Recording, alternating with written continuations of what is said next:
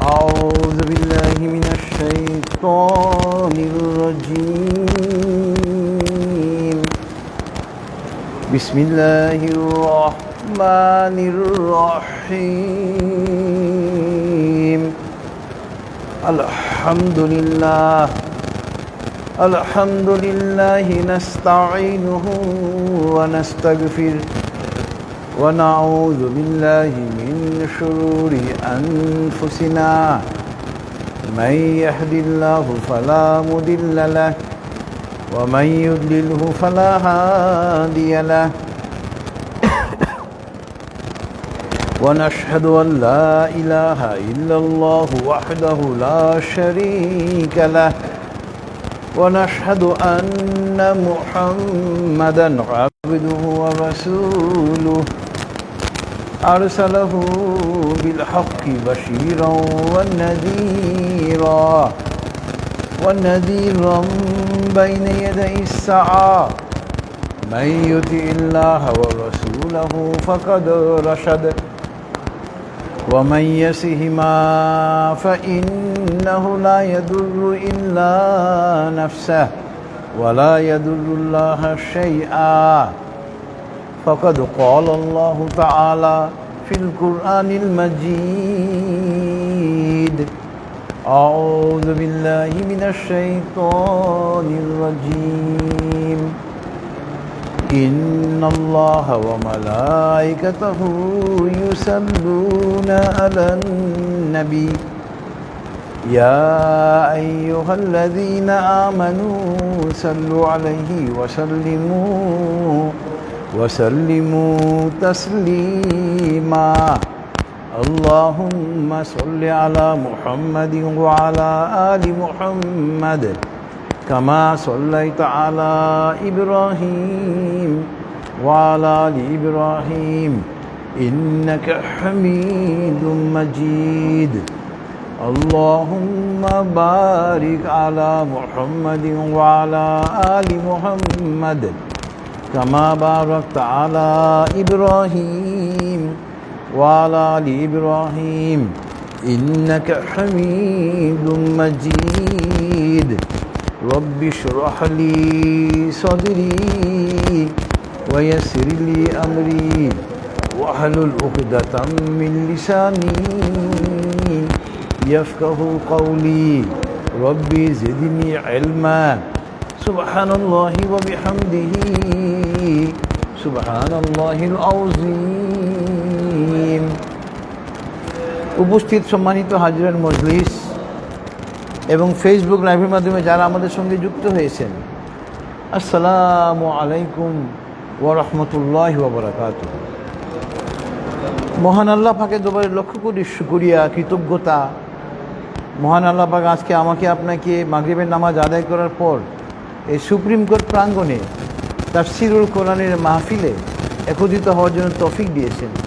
এই জন্য আমরা মহান আল্লাহ পাকের দরবারে কৃতজ্ঞতা আদায় করি, বলি আলহামদুলিল্লাহ। আজকে আমরা ইনশাআল্লাহ মহাগ্রন্থ আল কোরআনের 67 নম্বর সূরা সূরাতুল মুলকের আয়াত 6 থেকে 10 এই 5টা আয়াতই আমরা আলোচনা করব। তবে আমরা যথারীতি প্রথমে এই 5টা আয়াতের তেলাওয়াত এবং তরজমা, এরপরে ইনশাআল্লাহ আমরা এই আয়াতসমূহের তাফসীরে চলে যাব। আউযু বিল্লাহি মিনাশ শাইতানির রাজীম। বিসমিল্লাহির রহমানির রহিম। ওয়ালিল্লাযীনা কাফারু বিরাব্বিহিম আযাবু জাহান্নাম ওয়া বি'সাল মাসীর। إذا ألقوا فيها سمعوا لها شهيقا وهي تفور تكاد تميز من الغيظ كلما ألقي فيها فوج سألهم خزنتها ألم يأتكم نذير قالوا بلى قد جاءنا نذير فكذبنا وقلنا ما نزل الله من شيء ইন আনতুম ইল্লা ফি দালালিন কাবীর وقالوا لو كنا نسمع أو نعقل ما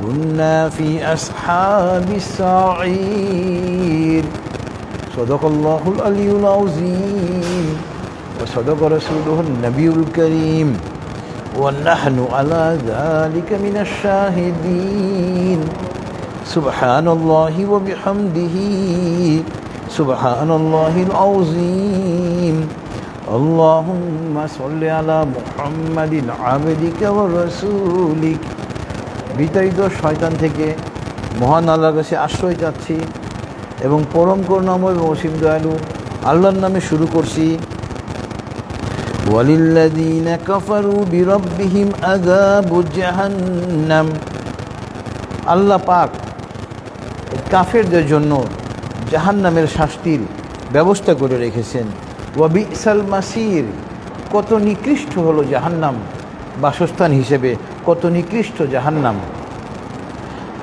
ইযা উলকু ফিহা সামিউ লাহা শাহীকাও ওয়া হিয়া তাফুর যখন জাহান্নামীদেরকে জাহান্নামে নিক্ষেপ করা হবে তখন তারা জাহান্নামের গর্জন শুনতে পাবে টগবগে শব্দ তারা শুনতে পাবে তাকাদু তামাইয়াজু মিনাল গায়জ জাহান্নাম টগবগ করতে থাকবে কুল্লামা উলকিয়া ফিহা ফাউজুন সালাহুম খাজানাতুহা আলাম ইয়াতিকুম নাযীর যখন জাহান্নামীদের এক দলকে জাহান্নামে নিক্ষেপ করা হবে তখন জাহান্নামের পাহারাদাররা তাদেরকে প্রশ্ন করবে আলাম ইয়াতিকুম নাযীর তোমাদের নিকটে কি কোনো সতর্ককারী আসেনি তোমরা কেন জাহান্নামে নিক্ষিপ্ত হলে ক্বালু বালা কদ জাআনা নাযীর জাহান্নামীরা বলবে অবশ্যই আমাদের নিকটে সতর্ককারী এসেছিল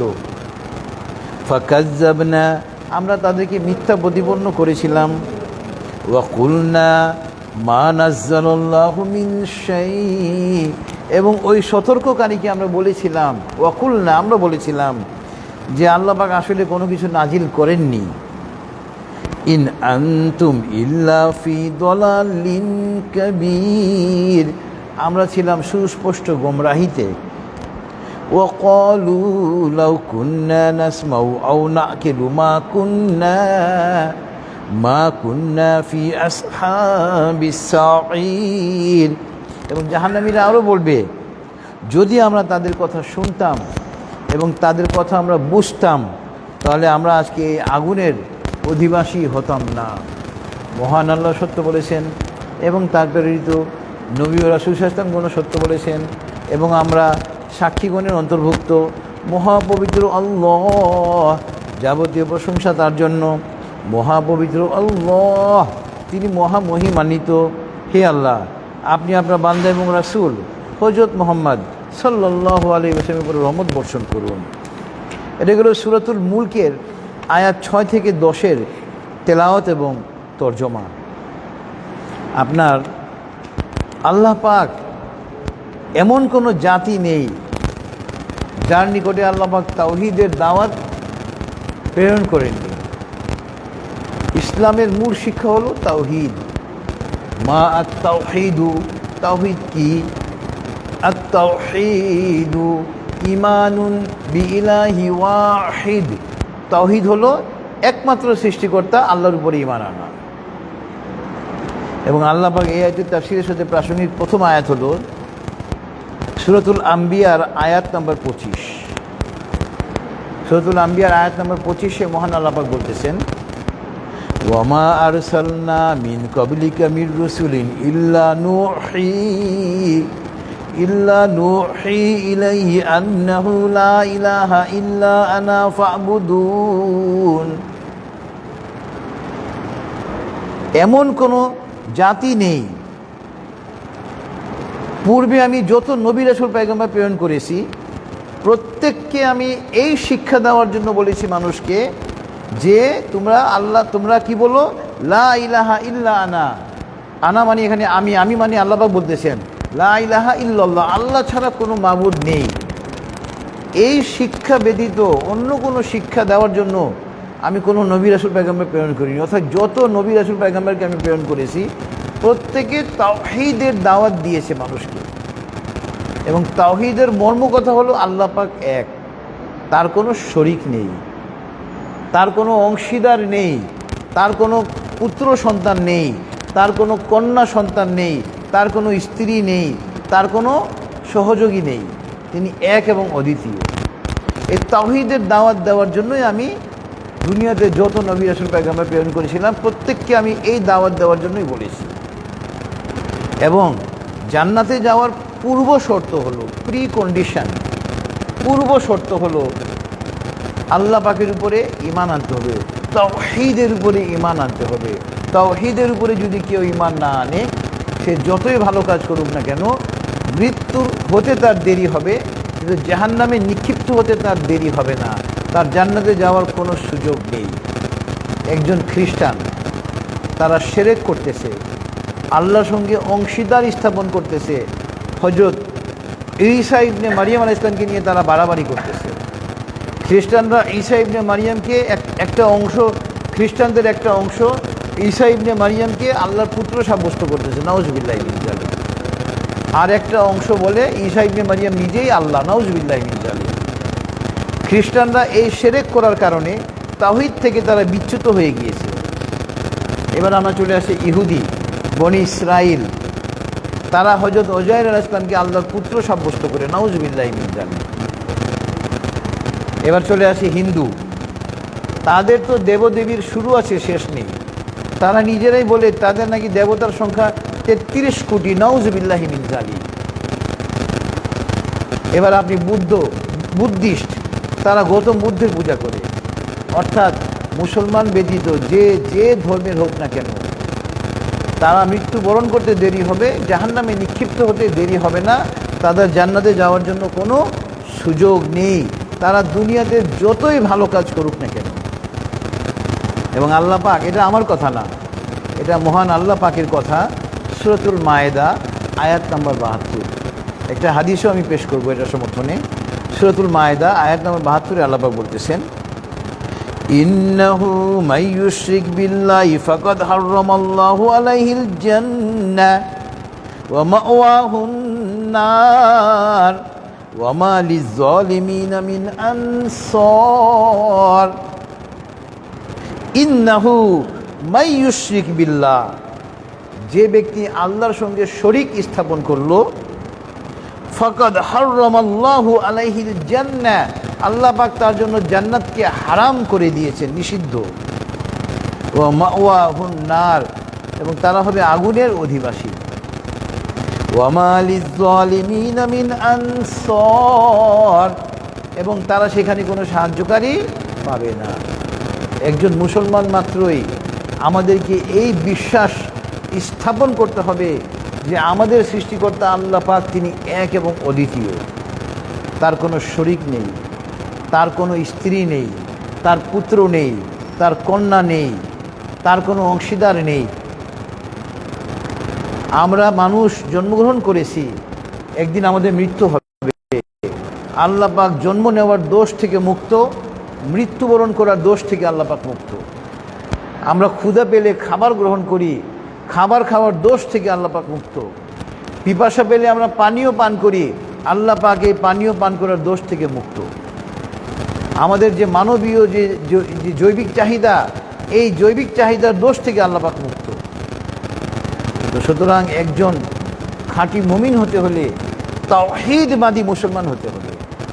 তাওহীদবাদী মুসলমান যদি আমরা না হই, আমরা জান্নাতে যাওয়া আমাদের জন্য কোনো ক্রমে সম্ভব না। কারণ আল্লাহ পাক সূরা আন-নিসা আয়াত নম্বর ৪৮ একেবারে ব্যর্থহীনভাবে আল্লাহ পাক ঘোষণা করে দিয়েছেন।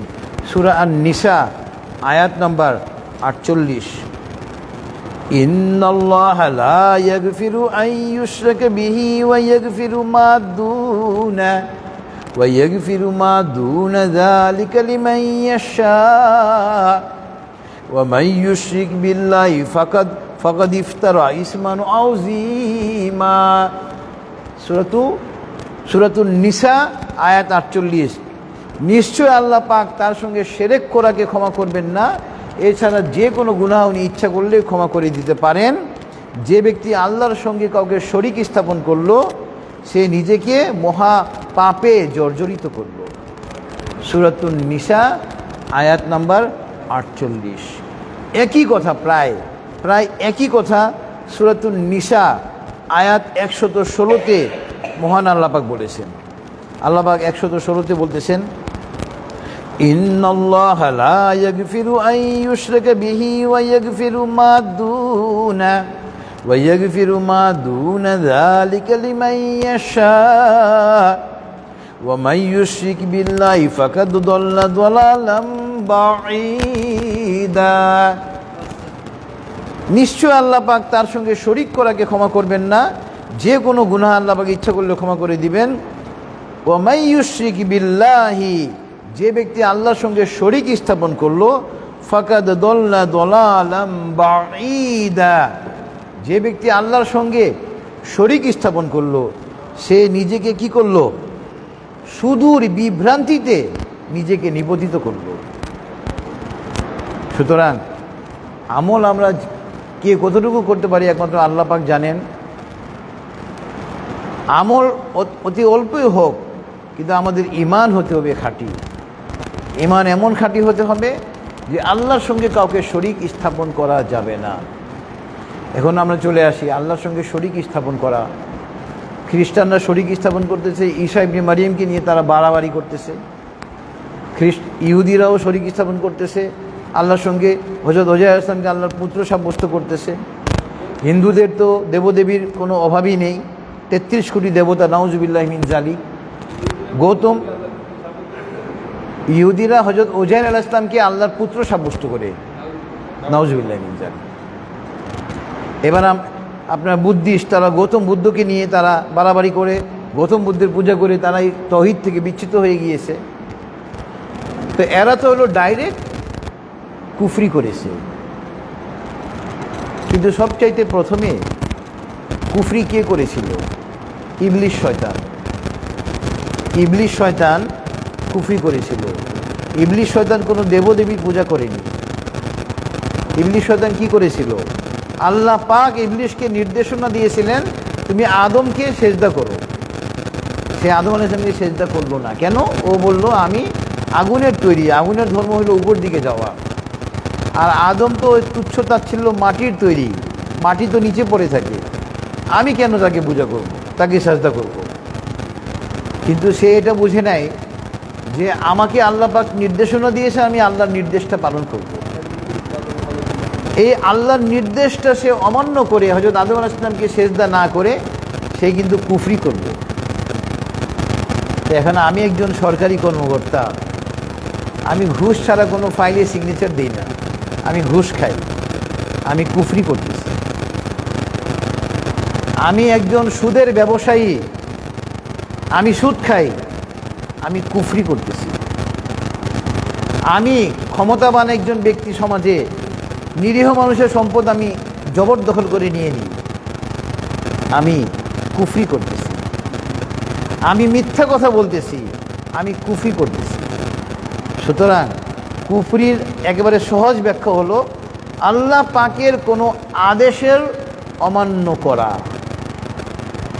সুতরাং আমরা যারা ইসলাম গ্রহণ করেছি, আমাদেরকে আল্লাহ পাক সূরাতু আলে ইমরানের 102 নম্বর আয়াতে আল্লাহ পাক আমাদেরকে নির্দেশনা দিচ্ছেন। 102 নম্বর আয়াত সূরাতু আলে ইমরান, আল্লাহ পাক বলতেছেন,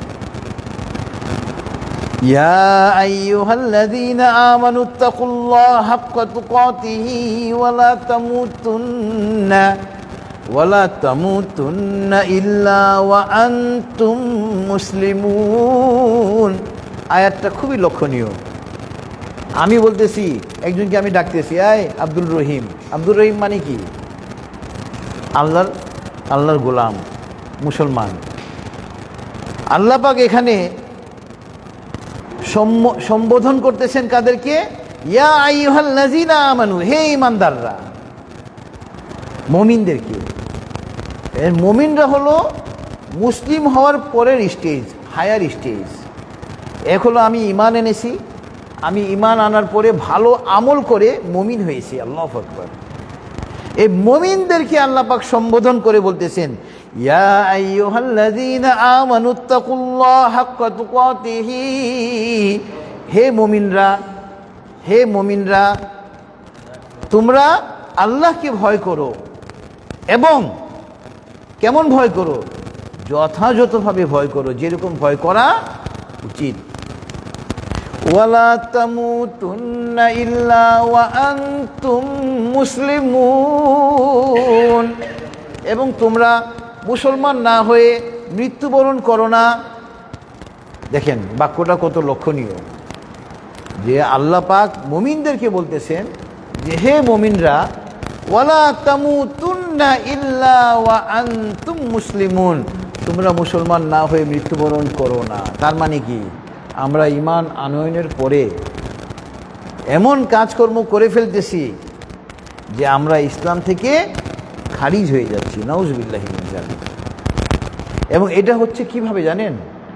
কোরআন এবং হাদিসের এলেম না থাকার কারণে। কোরআন এবং হাদিসের এলেম না থাকার কারণে আমি আশ্চর্যান্বিত হয়ে যাই। দেওয়ানবাগীর মতো ভণ্ড লোকের মুরিদ আমাদের সুপ্রিম কোর্টের অনেক বিচারপতিরা, নাউজুবিল্লাহি মিন যালিক। আর আইনজীবীদের সংখ্যা তো বাদই দিলাম। মাইজ ভান্ডারিতে গিয়ে দেখেন বহু শিক্ষিত লোকরা মাইজ ভান্ডারির ভক্ত, নাউজুবিল্লাহি মিন যালিক। তারা ভণ্ড, অথচ মুসলমানরা তাদের আনুগত্য করতেছে, নাউজুবিল্লাহি মিন যালিক। এলেম না থাকার কারণে, এলেম না থাকার কারণে একজন মুসলমান একজন পীরের কাছে মুরিদ হয়ে পীরকে সাজদা করতেছে, নাউজুবিল্লাহি মিন যালিক। পীরকে সাজদা করা মানে সঙ্গে সঙ্গে আপনি ঈমান হারা হয়ে যাচ্ছেন। দেওয়ানবাগের মজলিসে যাওয়া মানে আপনি ঈমান হারা হয়ে যাচ্ছেন। মাইজ ভান্ডারিতে যাওয়া মানে আপনি ঈমান হারা হয়ে যাচ্ছেন সঙ্গে সঙ্গে। সুতরাং কোরআন এবং হাদিসের এলেম না থাকার কারণে আমাদের সমাজে এখন একটা সম্প্রদায় দেখা দিয়েছে, আহমদিয়া জামাত, নাউজুবিল্লাহি মিন যালিক, কাদিয়ানি। তারা কিন্তু কাফের। আমাদের মুসলমানদের মধ্যে অনেকেই আহমদিয়া জামাতের সদস্য হয়ে গিয়েছে, নাউজুবিল্লাহি মিন যালিক, কোরআন এবং হাদিসের সঠিক জ্ঞান না থাকার কারণে। এই জন্য দেখেন ১৫০০ বছর আগে এই কোরআন হলো একটা শাশ্বত গ্রন্থ। ১৫০০ বছর আগে আমার নবী সাল্লাল্লাহু আলাইহি ওয়াসাল্লাম, সাহাবায়ে কেরাম রাদিয়াল্লাহু আনহুগণ এই মহাগ্রন্থ আল কোরআন দিয়ে রাষ্ট্র তথাপি সারা বিশ্ব পরিচালনা করেছে। এখনও এই মহাগ্রন্থ আল কোরআন দিয়ে এই রাষ্ট্র পরিচালনা করা সম্ভব, সারা পৃথিবী পরিচালনা করা সম্ভব। কিন্তু আমরা কি করেছি? এই কোরআনকে বানিয়ে দিয়েছি খতমের কিতাব। একজন লোক মারা গেছে আমাদের, হুজুরে ডাক দাও কোরআন খতম করার জন্য, নাউজুবিল্লাহি মিন যালিক। কোরআন শুধুমাত্র খতম করার জন্য নাজিল হয়নি। কোরআন হলো আমাদের জন্য একটা বিধিবিধান। আপনার আমার ব্যক্তি জীবন, পারিবারিক জীবন, সামাজিক জীবন, রাষ্ট্রীয় জীবন তথা আন্তর্জাতিক জীবন কেমন হবে সমস্ত কিছু এই মহাগ্রন্থ আল কোরআনে আল্লাহ পাক বলে দিয়েছেন। আল্লাহু আকবার। এই জন্য কোরআনকে পড়তে হবে, কোরআনকে বুঝতে হবে, কোরআনের উপরে, মহাগ্রন্থ আল কোরআনের উপরে আমল করতে হবে। তো সূরাতুল মুলকে আলোচনা করছিলাম আপনার, যে কাফেররা যখন জাহান্নামে নিক্ষিপ্ত হবে তাদেরকে প্রহরীরা জিজ্ঞেস করবে জাহান্নামের। আমাদের মধ্যে যারা জেলখানায় গিয়েছেন, মিথ্যা মামলায় হয়তো জেল খেটেছেন, তাদের অভিজ্ঞতা আছে। নতুন একজন আসামি জেলখানায় গেলেই পুরনো আসামিরা জিজ্ঞেস করে, তোমার কেস কি? চুরির মামলা না ডাকাতি নাকি হত্যা মামলা? জিজ্ঞেস করে না? ওই রকমভাবে জাহান্নামে নিক্ষিপ্ত হলেই জাহান্নামের প্রহরীরা জিজ্ঞাসা করবে কাফেরদেরকে যে তোমাদের কাছে কি কোনো সতর্ককারী আসেনি?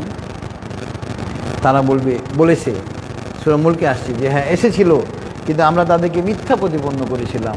আমরা বলেছিলাম না, নবী সাল্লাল্লাহু আলাইহি ওয়াসাল্লামের উপরে যে কোরআন নাজিল হয়েছে তারা এই কোরআনকে মিথ্যা প্রতিপন্ন করেছিল। নাউজুবিল্লাহ। এখন আপনার আমার সমাজে বহু মুসলিম নামধারী ব্যক্তি আছে, আব্দুর রহিম, আব্দুল করিম, কোরআনের কথা বললে তাদের চুলকানি উঠে, অথচ সে নামাজও পড়ে, রোজাও রাখে, কিন্তু কোরআনে বিধিবিধান যখন আমরা আমাদের ব্যক্তি জীবনে প্রয়োগের কথা বলবো, সমাজ জীবনে প্রয়োগের কথা বলবো, রাষ্ট্রীয় জীবনে প্রয়োগের কথা বলবো, ওদের চুলকানি উঠে যায়। এগুলো হলো মুনাফিক, এগুলো হলো মুনাফিক। তো এখন আমরা চলে যাব আজকে তাফসীরের সঙ্গে প্রাসঙ্গিক কিছু আয়াতে সূরাতুন নাহলের আয়াত 28 এবং 29। সূরা নাহলের আয়াত 28 এবং 29-এ আল্লাহ পাক বলতেছেন, আল্লাযীনা তাতাওয়াফফাহুমুল মালায়েকাতু যালিমি আনফুসিহিম। যখন ফেরেশতারা এই কাফেরদের আত্মাকে কবজ করবে, ফাআলকা ওয়াসসালামা মা কুন্না না'মালু মিন সু। মৃত্যুর পরে এই কাফেররা বলবে, আমরা তো কোনো অপরাধ করি নাই। মিথ্যা কথা বলবে, আমরা কোনো দুনিয়াতে অপরাধ করি নাই। বালা ইন্নাল্লাহা আলিমুম বিমা কুনতুম তা'মালুন। আল্লাহ পাক বলতেছেন যে অবশ্যই আমি তো জানি তোমরা দুনিয়াতে কি করেছো। ফাদখুলু আবওয়াবা জাহান্নামা খালিদিনা ফিহা। তোমরা জাহান্নামে প্রবেশ করো, ওখানে তোমরা চিরকাল থাকবে। ফালা বিসা মাসওয়াল মুতাকাব্বিরিন। এবং এই অহংকারীদের আবাসস্থল হলো কত নিকৃষ্ট এই জাহান্নাম। এখানে আল্লাহ পাক মুতাকাব্বিরিন মানে অহংকারী বলে আখ্যায়িত করেছেন কাফেরদেরকে। আর মুসলমানদের মধ্যেও আমরা যারা কোরআনের বিধিবিধান মানতে রাজি না, কোরআনকে আমরা যারা উপেক্ষা করি, তারাও এই মুতাকাব্বিরিনের পর্যায়ে আমরা পড়ে যাচ্ছি, তারাও অহংকারী। এটা গেল আপনার সূরাতুন নাহলের আয়াত 28 এবং 29, আজকের তাফসীরের সঙ্গে প্রাসঙ্গিক। এরপরে আজকের তাফসীরের সঙ্গে প্রাসঙ্গিক আয়াত হলো আপনার সূরাতুন নাহলেরই আয়াত নম্বর 88। সূরাতুন নাহলে আয়াত নম্বর 88 আল্লাহ পাক বলতেছেন, আল্লাযীনা কাফারু ওয়া সাদ্দু আন সাবিলিল্লাহি জিদনাহুম আযাবান ফাওকাল আযাবি বিমা কানু ইউফসিদুন। এই কাফেররা যারা মানুষকে সঠিক পথ থেকে বিরত রাখত, আল্লাহর পথ থেকে বিরত রাখত, আল্লাহ পাক বলতেছেন আমি আজকে শুধু তাদের আযাবই বৃদ্ধি করব, আর কিছুই করব না। অর্থাৎ তারা কোনো সুবিধা পাবে না, শুধুমাত্র আযাবের মাত্রা আল্লাহ পাক বৃদ্ধি করবেন তাদের জন্য। কেননা বিমা কানু ইউফসিদুন, তারা ছিল দুনিয়াতে বিশৃঙ্খলা সৃষ্টিকারী। দেখেন না ইহুদি বনি ইসরাইল কিভাবে প্রতিদিন মুসলমানদেরকে, নিরীহ মুসলমানদেরকে হত্যা করতেছে।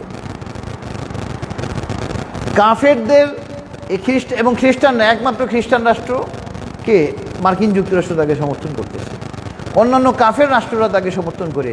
ভারত আমাদের প্রতিবেশী রাষ্ট্র বনি ইসরাইলকে সমর্থন করে, নাউজুবিল্লাহি মিন যালিক। তো এই যে কাফেরদের কথা আল্লাহ পাক বলতেছেন যে তাদের মৃত্যু হতে দেরি হবে, কিন্তু জাহান্নামে নিক্ষিপ্ত হতে তারা দেরি হবে না। কেননা তারা কি করে, তারা ওয়াসাদ্দু আন সাবিলিল্লাহ, মানুষকে আল্লাহর পথ থেকে তারা বিরত রাখত। এই জন্য আল্লাহ পাক তাদের শুধু আযাবই বৃদ্ধি করবেন, আর কোনো সুবিধা তারা পাবে না, শুধু আযাব বৃদ্ধি হবে তাদের। এরপরে আপনার আজকে তাফসীরের সঙ্গে প্রাসঙ্গিক আয়াত হলো সূরাতুল হাজের আয়াত নাম্বার 72। যে কথা বলছিলাম, কোরআনের আয়াত তেলাওয়াত হলে মুসলমানদের মধ্যে একটা গ্রুপ আছে, দেখবেন তাদের চুলকানি উঠে যায়।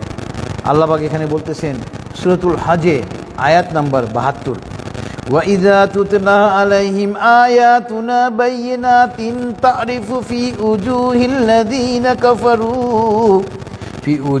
الَّذِينَ كَفَرُوا الْمُنكَرَ يَكَادُوا يَسْطُونَ بِالَّذِينَ يَتْلُونَ عَلَيْهِمْ آيَاتِنَا قُلْ أَفَأُنَبِّئُكُم بِشَرٍّ مِّن ذَلِكُمْ النَّارُ وَأَعَدَّهَا اللَّهُ الَّذِينَ كَفَرُوا وَبِئْسَ الْمَصِيرُ। আল্লাহ পাক বলতেছেন যখন আমার আয়াতকে তেলাওয়াত করা হয় তখন তাদের চেহারা বিমর্ষ হয়ে যায়, এবং এমন বিমর্ষ হয় যে মনে হয় যে কোরআনের আয়াত তেলাওয়াত করতেছে তাকে গিয়ে সে এখনই আক্রমণ করবে। আমাদের সমাজে দেখবেন কোরআনের কথা বললে অনেকে মুখ কালো হয়ে যায়, কোরআন হাদিসের কথা শুনতে চায় না, অথচ তার নাম আব্দুর রহিম, আব্দুল করিম। আল্লাহ পাক বলতেছেন কুল আফাউনাব্বিকুম বিশাররিম মিন যালিকুম, এই যে তোমাদের চেহারা বিমর্ষ হয়ে যায় আমার মহাগ্রন্থ আল কোরআনের আয়াত শুনে, তোমরা কি এর চাইতেও মন্দ কিছু শুনতে চাও? এর চাইতে মন্দ হইল আন্নার, আগুন, জাহান্নাম। ওয়াদা আল্লাহ, এটা আল্লাহ পাকের ওয়াদা। আল্লাযীনা কাফারু, কাফেরদের জন্য আল্লাহ পাক জাহান্নামকে প্রস্তুত করে রেখেছেন, এটা আল্লাহ পাকের ওয়াদা। ওয়া বিসাল মাসির, কত নিকৃষ্ট আবাসস্থল এই জাহান্নাম। এটা ছিল সূরাতুল হজ আয়াত নাম্বার ৭২। এরপরে আপনার আজকে তাফসীরের সঙ্গে প্রাসঙ্গিক আয়াত হলো সূরা আশ-শুআরা আয়াত নাম্বার ১০২। ফালাউ আন্না লানা কাররাতান ফানাকুনা মিনাল মুমিনিন। কাফেররা বলবে, আমরা তো দুনিয়াতে একবার এসএসসি ফেল মারলে আবার সেকেন্ড টাইম দিয়ে পাশ করে ফেলি, দ্বিতীয়বার ফেল করলে তৃতীয়বার দিয়ে পাশ করে ফেলি। আসে না, অনেকে ৫ বার ৬ বার পরীক্ষা দিয়ে ফেল করে সপ্তমবারে গিয়ে পাশ করেছে। আগে যখন পড়াশোনা খুব কঠিন ছিল আমাদের সময়ে, অনেকে ৩ বার পরীক্ষা দিয়ে ফেল করেছে, আর পরীক্ষায় দেয়নি। দুনিয়াতে ফেল করলে আবার দেওয়ার সুযোগ আছে, কিন্তু আখিরাতের পরীক্ষায় যদি আমরা ফেল করি, ওখানে আবার দেওয়ার কোনো সুযোগ নেই। আর আল্লাহ পাক বলতেছেন, কাফেররা বলবে, হে আল্লাহ, আমাদেরকে একবার দুনিয়াতে পাঠাও, আমরা ওখানে গিয়ে মুমিন হয়ে যাব। কাফেররা এই কথা বলবে, কিন্তু এই সুযোগ তাদের থাকবে না। এটা গেল সূরা আশ-শুআরা আয়াত নাম্বার ১০২। এরপরে আপনার আজকে তাফসীরের সঙ্গে প্রাসঙ্গিক আয়াত হলো সূরাতুল আহজাবের আয়াত ৬৭ এবং ৬৮। ওয়াকালু রাব্বানা ইন্না আতা'না সাদাতানা ওয়া কুবারা'না ফাআদাল্লুনাস সাবিলা রব্বানা আতিহিম দিফাইনি মিনাল আযাবি ওয়াল আনহুম লা'নাতান কাবীরা। পরকালে কাফেররা বলবে, হে আমাদের প্রভু, এই যে আমরা নেতৃস্থানীয় ব্যক্তি, আমাদের নেতা, সমাজে প্রভাবশালী লোক, আমরা এদেরকে অনুসরণ করেছিলাম। হে আমাদের প্রভু, তুমি আজকে আমাদেরকে তো তুমি শাস্তি দিচ্ছই, এদেরকে তুমি দ্বিগুণ শাস্তি প্রদান করো এবং দ্বিগুণ লাঞ্ছিত করো। অর্থাৎ অনেকে দেখবেন কোনো লোকের কারণে ভ্রান্ত পথে তারা পরিচালিত হয়ে যায়, অর্থাৎ তার হিসাব সে দিবে, আমার হিসাব আমাকে দিতে হবে। আমি যদি মনে করি ওই এত বড় লোক, উনি এই পদে, উনি ওখানে যাচ্ছে, উনি মাজারে যায় প্রত্যেক সপ্তাহে, আমিও যাই, আপনি ওই প্রভাবশালী লোককে যদি ফলো করেন কোনো লাভ হবে না। এই প্রভাবশালী লোকরাও জাহান্নামে নিক্ষিপ্ত হবে, বরঞ্চ এদেরকে আল্লাহ পাক দ্বিগুণ শাস্তি দিবেন, কারণ কাফেররাই বলবে তাদেরকে দ্বিগুণ শাস্তি দেওয়ার জন্য, দ্বিগুণ লাঞ্ছিত করার জন্য। সুতরাং আমরা অনেকে সমালোচনা করি, মানে যে অমুকে এটা করে, আমিও করি, নাউজুবিল্লাহ মিন যালিক। কবরে আল্লাহ পাক আপনাকে জিজ্ঞাসা করবেন, অমুকে কি করেছিল, এটা আল্লাহ পাক জিজ্ঞাসা করবেন না, আমাকে আল্লাহ পাক জিজ্ঞাসা করবেন। ইয়া নাফসি ইয়া নাফসি করতে হবে, নিজেকে তাওহীদবাদী মুসলমান হিসেবে গড়ে তুলতে হবে। এরপরে আজকে তাফসীরের সঙ্গে প্রাসঙ্গিক আয়াত হলো সূরাতুল মুমিনের আয়াত নম্বর ১১। সূরাতুল মুমিনের আয়াত নম্বর ১১তে আল্লাহ পাক বলতেছেন, ক্বালু রব্বানা আমাত্তানা ইসনাতাইন ওয়া আহইয়াইনা তাসনাতাইন ফাতারাফনা বিযুনুবিনা ফাহাল ইলা খুরুজিম মিন সাবিল। কাফেররা পরকালে বলবে, হে আল্লাহ, তুমি আমাদেরকে দুবার মৃত্যু দিয়েছিলে, দুবার জীবন দিয়েছো। একটা এখানে দুবার মৃত্যু মানে আমাদের একটা মৃত্যু হবে, এই মৃত্যু তাফসীরে এসেছে। আর প্রথম আমরা যখন দুনিয়াতে আসিনি, আমরা ছিলাম অস্তিত্বহীন, ওটাকে প্রথম মৃত্যু বলা হয়েছে। তো আর দুবার জীবন, এই যে দুনিয়াতে আমাদেরকে জীবন দিয়েছেন, পরকালে আল্লাহ পাক আমাদেরকে আবার পুনর্জীবিত করবেন আমাদের হিসাব নিকাশ নেওয়ার জন্য। তো কাফেররা বলবে, হে আল্লাহ, আপনি তো আমাদেরকে দুবার মৃত্যু দিয়েছিলেন, দুবার জীবন দিয়েছেন, আমরা আমাদের সমস্ত অপরাধ আমরা স্বীকার করে নিচ্ছি, দোষ স্বীকার করে নিচ্ছি। তারা কনফেশনাল স্টেটমেন্ট দিবে। আইনজীবীরা আমরা এই শব্দের সাথে খুব পরিচিত। 164-এ সিআরপিসির কনফেশনাল স্টেটমেন্ট দিবে, এবং এই কনফেশনাল স্টেটমেন্ট দিয়ে দোষ স্বীকার করে কাফেররা বলবে, ফাহাল ইলা খুরুজিম মিন সাবিল, যে হে আল্লাহ, এই জাহান্নাম থেকে বের হওয়ার কোনো রাস্তা কি আছে? কিন্তু সেদিন কোনো এই দোষ স্বীকারোক্তিমূলক জবানবন্দি দিয়েও কোনো লাভ হবে না। এটা ছিল সূরাতুল মুমিন আয়াত নাম্বার 11। এরপরে আপনার আজকে তাফসীরের সঙ্গে প্রাসঙ্গিক আয়াত হলো সূরাতু হামিম আস-সাজদার আয়াত নাম্বার 29। সূরাতু হামিম, এটাকে সূরাতু ফুসিলাতও বলা হয়। মহাগ্রন্থ আল কোরআনের 41 সূরা নম্বর 41 আয়াত নম্বর 29-এ মহান আল্লাহ পাক বলতেছেন, وَقَالَ الَّذِينَ كَفَرُوا رَبَّنَا أَرِنَا الَّذِينَ أَضَلَّانَا مِنَ الْجِنِّ وَالْإِنسِ نَجْعَلُهُمَا تَحْتَ أَقْدَامِنَا لِيَكُونَ مِنَ الْأَسْفَلِينَ। কাফেররা বলবে, হে আমাদের প্রভু, এই যে জিন এবং ইনসানের যারা আমাদেরকে সঠিক পথ থেকে বিচ্যুত করেছিল, আপনি আজকে নিয়ে আসেন, আমরা তাদেরকে পদদলিত করব, আমাদের পায়ের নিচে রাখব। একটা হলো আমরা মানুষের মধ্যে অনেক খারাপ লোকের সংস্পর্শে গিয়ে আমরা সঠিক পথ থেকে বিচ্যুত হয়ে যাচ্ছি। আর দ্বিতীয়ত আপনার একজন ইবলিশ শয়তান। আমরা যখন কোনো গৃহে একা অবস্থান করি, আমরা কিন্তু একা থাকি না, আমাদের সঙ্গে মহান আল্লাহ পাক আরশে আজিম থেকে আমাদের সঙ্গে থাকেন। আরশে আজিম থেকে তিনি আমাকে দেখতেছেন আমি কি করতেছি।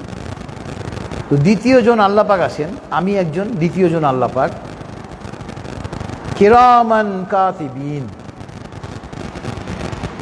ডান দিকে একজন ফেরেশতা রয়েছেন যিনি আমার ভালো কাজগুলো লিপিবদ্ধ করেন, আর তাকে আল্লাহ পাক কিরামান কাতিবিন সম্মানিত লেখক বলে আখ্যায়িত করেছেন। আর বাম দিকে একজন ফেরেশতা আছেন যিনি আমার মন্দ কাজগুলো লিপিবদ্ধ করেন, তাকেও মহান আল্লাহ পাক কিরামান কাতিবিন সম্মানিত লেখক বলে আখ্যায়িত করেছেন। তাহলে আমি যখন একটা গৃহে একা থাকি, আমি একা না, আমার সঙ্গে আল্লাহ পাক আছেন দ্বিতীয় জন, তৃতীয় আমার ডান দিকের ফেরেশতা আছেন কিরামান কাতিবিন, চতুর্থ আমার বাম দিকের ফেরেশতা আছেন কিরামান কাতিবিন, আর পঞ্চম আছে একজন ইবলিশ শয়তান। প্রত্যেকের জন্য একজন ইবলিশ শয়তান নিয়োজিত, যারা আমাদেরকে কুকর্মের দিকে কি করে ধাবিত করে, আপনার মনে কুমন্ত্রণা দিবে, পাপের দিকে আপনাকে আহ্বান করবে, পাপের দিকে আপনাকে নেওয়ার চেষ্টা করবে। সুতরাং তো আমরা পরকালে কিন্তু আমাদের এই ইবলিশ শয়তানকে দেখতে পারবো, আমাদের সঙ্গে কে ছিল, মৃত্যুর সঙ্গে সঙ্গে আমরা তাকে দেখতে পারবো। তো নবী সাল্লাল্লাহু আলাইহি ওয়াসাল্লামকে সাহাবাগণ প্রশ্ন করলেন, হে আল্লাহ রাসূল সাল্লাল্লাহু আলাইহি ওয়াসাল্লাম, আপনার সঙ্গেও কি এরকম একটা জিন আছে, ইবলিশ শয়তান আছে? কারণ আমাদের নবী সাল্লাল্লাহু আলাইহি ওয়াসাল্লাম তো ছিলেন আমাদের মতো মাটির মানুষ। আল্লাহ রাসূল সাল্লাল্লাহু আলাইহি ওয়াসাল্লাম বললেন, হ্যাঁ, আমার জন্য একজন নিয়োজিত ছিল, তবে এই জিন ইসলাম গ্রহণ করেছে, মুসলমান হয়ে গিয়েছে। আল্লাহু আকবার। এখন সে আমাকে ভালো কাজের দিকে ধাবিত করে। আল্লাহু আকবার। এই জন্য আমরাও আল্লাহর নিকট দোয়া করবো সবসময়, যে আল্লাহ, যে জিনকে আমার জন্য তুমি আমাকে বিপথে নেওয়ার জন্য তুমি নির্ধারণ করে রেখেছো, ওই জিন যেন ঈমান এনে ফেলে আমাকে ভালো কাজের দিকে সে ধাবিত করে। এই দোয়া আমরা করব আল্লাহর কাছে। কারণ আল্লাহ পাক যদি আমাদের সহায় হন, এই ইবলিশ শয়তান সেও আমাদের সঙ্গে যে আছে ঈমান এনে ফেলবে, আমাদেরকে দিয়ে আর কোনো খারাপ কাজ করাতে পারবে না। খারাপ কাজ করা তো দূরের কথা, মন্দ কাজ করা তো দূরের কথা, মন্দ চিন্তাও আমাদের মনে আসবে না ইনশাআল্লাহ। আপনার এরপরে আজকের তাফসীরের সঙ্গে প্রাসঙ্গিক আয়াত হলো সূরাতুল মুদ্দাসসিরে আয়াত নাম্বার 41 থেকে 47। যে কথা বলেছিলাম যে জেলখানায় নতুন আসামি গেলেই পুরনো আসামিরা জিজ্ঞাসা করে, তো ফেরেশতারা যখন কাফেরদেরকে আপনার জাহান্নামে নিক্ষেপ করা হবে, তখন তাদেরকে জাহান্নামের প্রহরীরা ফেরেশতাগণ কি বলবে, আনিল মুজরিমিন মা সালাকাকুম ফি সাকার ক্বালু লাম নাকু মিনাল মুসাল্লিন ওয়া লাম নাকু নুতইমুল মিসকিন ওয়া কুন্না নাখুদু মা'আল খাইদিন ওয়া কুন্না নুকাজ্জিবু বিয়াউমিদ্দিন হাত্তা আতানাল ইয়াকিন। আনিল মুজরিমিন, অপরাধীদের ব্যাপারে ফেরেশতাগণ প্রশ্ন করবে, মা সালাকাকুম ফি সাকার, হে অপরাধীরা, কিসে তোমাদেরকে জাহান্নামে নিক্ষিপ্ত করলো? তোমরা জাহান্নামে নিক্ষিপ্ত হলে কেন? কি কারণে তোমাদেরকে জাহান্নামে আনা হলো? ক্বালু, জাহান্নামীরা বলবে, লাম নাকু মিনাল মুসাল্লিন, আমরা নামাজি ছিলাম না। এই যে দেখেন, সুপ্রিম কোর্ট প্রাঙ্গণে আজান হয়েছে, কয়জন লোক জামাতে হাজির হয়েছে, নামাজ পড়েছে? বহু লোক নামাজ পড়ে নাই। আমাদের পাড়ায় মহল্লায় 5 ওয়াক্ত নামাজের আজান হয়, কয়জন মসজিদে যায়? নামাজ না পড়া মানে কি? আল্লাহ পাকের আদেশকে অমান্য করা, কুফরির শামিল। মান তারাকা সালাতা ফাকাদ কাফার, যে ব্যক্তি সালাতকে ছেড়ে দিল সে অবশ্য কুফরি করলো, সহি হাদিস। আচ্ছা, তো জাহান্নামীরা প্রথমে বলবে আমরা নামাজ পড়তাম না। ক্বালু লাম নাকু মিনাল মুসাল্লিন, আমরা নামাজি ছিলাম না। ওয়া লাম নাকু নুতইমুল মিসকিন, অনেক ধনী ব্যক্তি আছে দেখবেন জাকাত দেয় না, তাদের সম্পদের নিসাব পরিমাণ সম্পদ থাকা সত্ত্বেও তারা বার্ষিক জাকাত বের করে না, দান খয়রাত করে না। ওয়া কুন্না নাখুযু মা'আল খায়দিন, এবং বলল যখন ইসলামের বিরুদ্ধে কোনো আলাপ আলোচনা হতো আমরা ওখানে যোগদান করতাম। ওয়া কুন্না নুকাজ্জিবু বিয়াউমিদ্দিন, এবং আমরা কিয়ামতের দিনকে অস্বীকার করতাম। হাত্তা আতানাল ইয়াকিন, এবং একদিন আমাদের সামনে মৃত্যু এসে গেল, আমরা জাহান্নামে চলে আসছি, অর্থাৎ আমরা আর তওবা করার কোনো সুযোগ পাইনি। সুতরাং দুনিয়াতে আমরা একটু আরাম আয়েশ করার জন্য কত কষ্ট করি, টাকার পিছনে আমরা এমনভাবে দৌড়াই যেন আমরা একটা অর্থনৈতিক জীব। আমাদেরকে আল্লাহ পাক দুনিয়াতে সৃষ্টি করছেন টাকা আয় করার জন্য, অন্য কোনো উদ্দেশ্য নয়। নাউজুবিল্লাহি মিন যালিক। টাকা আমরা আয় করব, কিন্তু টাকা আয় করতে গিয়ে আমরা ইসলাম থেকে দূরে চলে যাব না। আমাদের নবী সাল্লাল্লাহু আলাইহি ওয়াসাল্লাম ভালো ব্যবসায়ী ছিলেন, খোলাফায়ে রাশিদিন 4 জনের মধ্যে 3 জনই ভালো ব্যবসায়ী ছিলেন। ইমাম বুখারী রাহমাতুল্লাহ ভালো ব্যবসায়ী ছিলেন। অর্থনৈতিক কাজ আমরা অবশ্যই করব, তাই বলে আমরা ইসলাম থেকে পুরোপুরি দূরে চলে যাব না, ইসলামকে বাদ দিয়ে অর্থনৈতিক কাজ করব না। এখন আমরা চলে যাব আজকে তাফসীরের সঙ্গে প্রাসঙ্গিক কিছু হাদিসে। সূরা মুলক নিয়ে আলোচনা করেছি, তো সূরা মুলকের উপরে প্রথম হাদিস, আন আবি হুরায়রা রাদিয়াল্লাহু আনহু قال قال رسول الله صلى الله عليه وسلم أن سورة في القرآن সুলুসুনা আয়াতা সাফাত লিরাজুলিন হাত্তা গুফিরা লাহু ওয়া হিয়া তাবারাকাল্লাযী বিয়াদিহিল মুলক। সূরা মুলকের প্রথম আয়াত হলো তাবারাকাল্লাযী বিয়াদিহিল মুলক ওয়া হুয়া আলা বিকুল্লি শাইইন কদির। হযরত আবু হুরায়রা থেকে হাদিসখানা বর্ণিত, তিনি বলেন আল্লাহ রাসূল সাল্লাল্লাহু আলাইহি ওয়াসাল্লাম বলেছেন যে মহাগ্রন্থ আল কোরআনে 30 আয়াত বিশিষ্ট একটি সূরা আছে, 30 আয়াত বিশিষ্ট একটা সূরা আছে, এবং এই সূরার পাঠকারীর জন্য কি করবে? সুপারিশ করবে আল্লাহর কাছে যতক্ষণ না তাকে ক্ষমা করে দেওয়া। আল্লাহু আকবার। রাওয়াহু আহমদ, তিরমিজি, আবু দাউদ, সুনানে নাসাই, ইবনে মাজাহ। আল্লাহু আকবার। প্রায় সবগুলো বিখ্যাত হাদিস গ্রন্থে এই হাদিসটা লিপিবদ্ধ হয়েছে।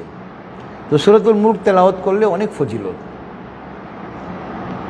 এরপরে আপনার আজকে তাফসীরের সঙ্গে প্রাসঙ্গিক আয়াত হলো আন ইবনে মাসউদিন রাদিয়াল্লাহু আনহু আন নবী সাল্লাল্লাহু আলাইহি ওয়াসাল্লাম قال لا تزول قدم يوم القيامة من عند ربه حتى يسأل عن خمس عن عمره فيما أفنائه وعن شبابه فيما أبلاه وماله من أين اكتسبه وفيما أنفقه وماذا عمل فيما علم রাওয়াহু তিরমিজি। হযরত ইবনে মাসউদ রাদিয়াল্লাহু আনহু হাদিসখানা বর্ণনা করেছেন, তিনি বলতেছেন কিয়ামতের মাঠে প্রত্যেক বান্দা 5টা প্রশ্নের উত্তর যদি না দেয় সে নড়াচড়া করতে পারবে না। অর্থাৎ আমাকে আপনাকে প্রত্যেককে মৃত্যুর পরে আল্লাহ পাক পুনর্জীবিত করার পরে 5টা প্রশ্ন জিজ্ঞাসা করবেন, এবং 5টা প্রশ্ন কি? আল্লাহ পাক প্রশ্ন করবেন যে প্রথম প্রশ্ন হলো আন উমরিহি ফিমা আফনাউহু, আল্লাহ পাক প্রত্যেককে বলবেন, আমি তোমাকে একটা হায়াতে জিন্দেগি দিয়েছিলাম, ওই হায়াতে জিন্দেগি 50 বছর, 60 বছর, 70 বছর, 80 বছরের একটা হায়াতে জিন্দেগি দিয়েছিলাম, তুমি এই হায়াতে জিন্দেগি কোথায় ব্যয় করেছো? ওয়া আন শাবাবুহু ফীমা আবলাহু, এবং তোমার হায়াতে জিন্দেগির মধ্যে একটা যৌবন কাল ছিল। কথায় আছে না, এখন যৌবন যার, যুদ্ধে যাওয়ার শ্রেষ্ঠ সময় তার। যৌবনে এত শক্তি থাকে, যে কোনো খাবার খান হজম হয়ে যাবে, অসুস্থ হই না। 24 ঘন্টার মধ্যে 18 ঘন্টাও আমরা কাজ করতে পারি। তা আল্লাহ পাক প্রশ্ন করবেন, তোমাকে এটা যৌবন দিয়েছিলাম ওই হায়াতের জিন্দগির মধ্যে, তুমি এই যৌবনটা কি কাজে ব্যয় করেছো? এরপরে আল্লাহ পাক প্রশ্ন করবেন, তুমি কিভাবে টাকা পয়সা আয় করেছো? ও মালুহু মিন আইনা ইকতাসাবুহু, কোথায় থেকে টাকা পয়সা আয় করেছো? তুমি সরকারি কর্মকর্তা ছিলে, ঘুষ গ্রহণ করেছো? তুমি সুদের ব্যবসা করেছো? তুমি একজন শক্তিশালী নেতা ছিলে, মানুষের জমি তুমি দখল করেছো? কিভাবে তুমি সম্পদ আয় করেছো এবং কিভাবে ওই সম্পদ তুমি ব্যয় করেছো? 4টা প্রশ্ন।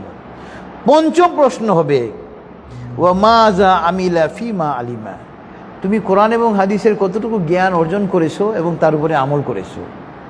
তো 4টা প্রশ্নের উত্তর আমরা সবাই কম বেশি দিতে পারবো, কিন্তু মহাগ্রন্থ আল কোরআনের তলাবুল এলমি ফারিদাতুন আলা কুল্লি মুসলিম, প্রত্যেক মুসলমান নরনারীর জন্য এলেম শিক্ষা করা ফরজ, এটা সহিহ হাদিস। আমরা মহাগ্রন্থ আল কোরআন থেকে কয়টা আয়াতের অর্থ ব্যাখ্যা আমরা শিখেছি, কয়টা হাদিসের অর্থ আমরা পারি? আমরা এই কোরআনকে বানিয়ে দিয়েছি খতমের কিতাব, মাচানে উঠিয়ে রেখে দিই, রমজান মাসে একবার বের করি, নাউজুবিল্লাহি মিন জালিক। কেউ মারা গেলে আমরা বের করি, 1 খতম, 40 1 খতম, মৃত্যুবার্ষিকীতে 1 খতম। কোরআন এবং হাদিস খতমের জন্য নাজিল হয়নি। এরপরে আপনার আজকে তাফসিরের সাথে লাস্ট হাদিস ছিল, যেটা আমি বলেছিলাম কাফেরদের ব্যাপারে, যে কাফেরদের একজন হিন্দু, একজন বৌদ্ধ, একজন খ্রিস্টান, একজন ইহুদি, একজন কাদিয়ানি, একজন অন্য যে ধর্মের হোক না কেন, ইসলাম ছাড়া মৃত্যুবরণ করতে তার দেরি হবে, জাহান্নামে নিক্ষিপ্ত হতে দেরি হবে না, তার জান্নাতে যাওয়ার কোনো সুযোগ নেই। সূরাতুল মায়েদা আয়াত নাম্বার 72। এবং এবার একটা হাদিস দেখাচ্ছি ওটার সাথে রিলেটেড। আন আয়েশা রাদিয়াল্লাহু আনহা ক্বালাত কুলতু ইয়া রাসূলুল্লাহ ইবনে জুদআন কানা ফিল জাহিলিয়াতি ইয়াসিলুর রাহিমি ওয়া ইউতিমুল মিসকিন ফাহাল যালিকা নাফিউহু ক্বাল লা ইয়ানফাউহু, রাওয়াহু মুসলিম। সহিহ মুসলিমের সহিহ হাদিস। উম্মুল মুমিনিন মা আয়েশা রাদিয়াল্লাহু আনহা এই হাদিসখানা বর্ণনা করেছেন। তিনি বলতেছেন, আমি জিজ্ঞেস করলাম, হে আল্লাহ রাসূল সাল্লাল্লাহু আলাইহি ওয়াসাল্লাম, ইবনে জুদান জাহিলিয়াত যুগে মারা গিয়েছিল। জাহিলিয়াত যুগে মানে তারা তাওহীদবাদী মুসলমান ছিল না। ইবনে জুদান জাহিলিয়াত যুগে মারা গিয়েছিল, কিন্তু তার 2টা ভালো গুণ ছিল। কি গুণ ছিল দুটো? সে কি করত?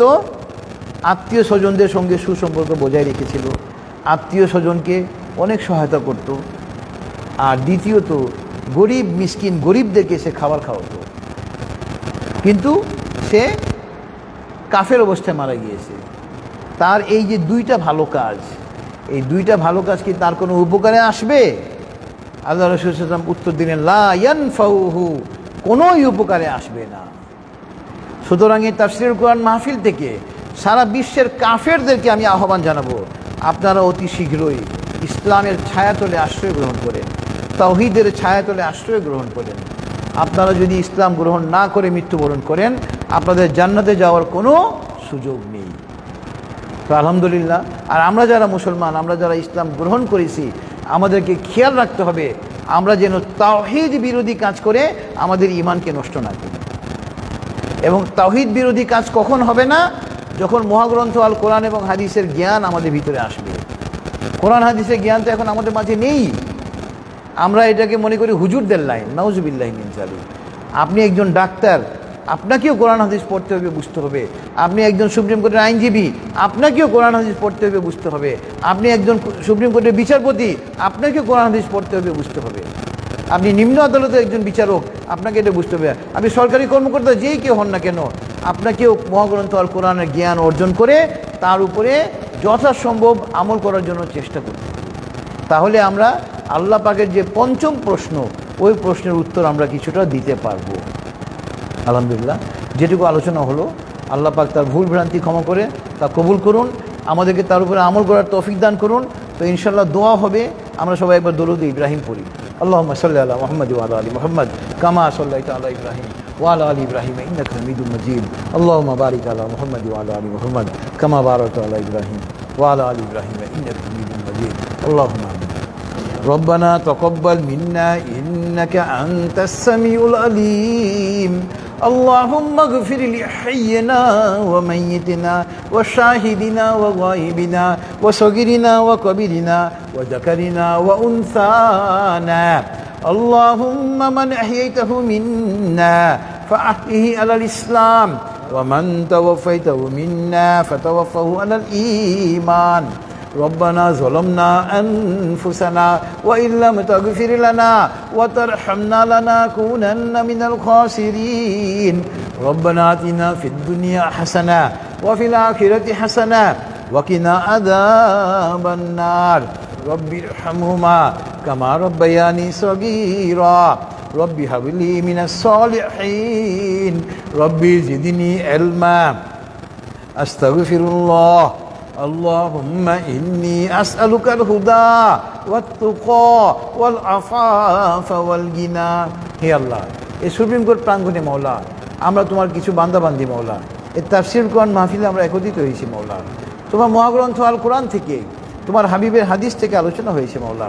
মওলা আমাদের পড়া, বলা, শোনা, বোঝা এবং বোঝানোর মধ্যে অনেক ভুল হয়েছে মওলা।